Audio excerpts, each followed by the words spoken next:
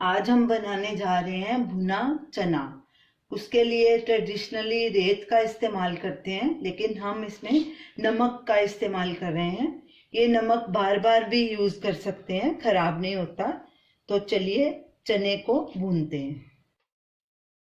Gas हमने full आंच पे रखनी है, और इसको अगर लोहे की कढ़ाई में बनाते हैं तो बहुत अच्छा रहेगा।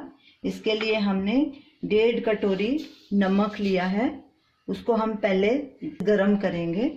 और 1 कटोरी हमने चना लिया है, जो कि एक एक मुट्ठी करके हम डालते जाएंगे। सबसे पहले नमक को गरम होने देंगे अच्छे से। कड़छी से इसको हिलाते रहेंगे ताकि नमक सब तरफ से अच्छे से गरम हो जाए। नमक हमारा अच्छे से गरम हो गया। अब इसमें हम एक एक मुट्ठी करके चने को भूनेंगे और कड़छी को लगातार हिलाते जाएंगे। गैस हमने फुल पे ही रखनी है।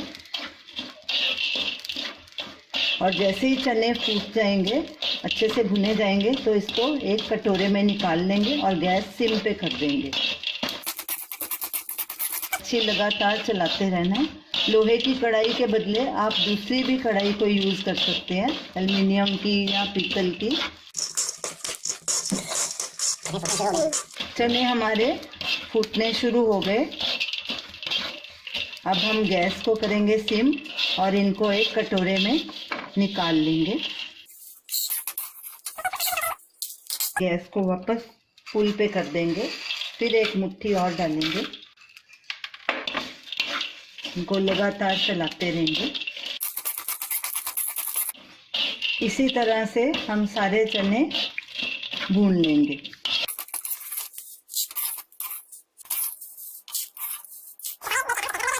चने हमारे अच्छे से भुने गए हैं। देखिए इसका छिलका भी आराम से अलग हो रहा है।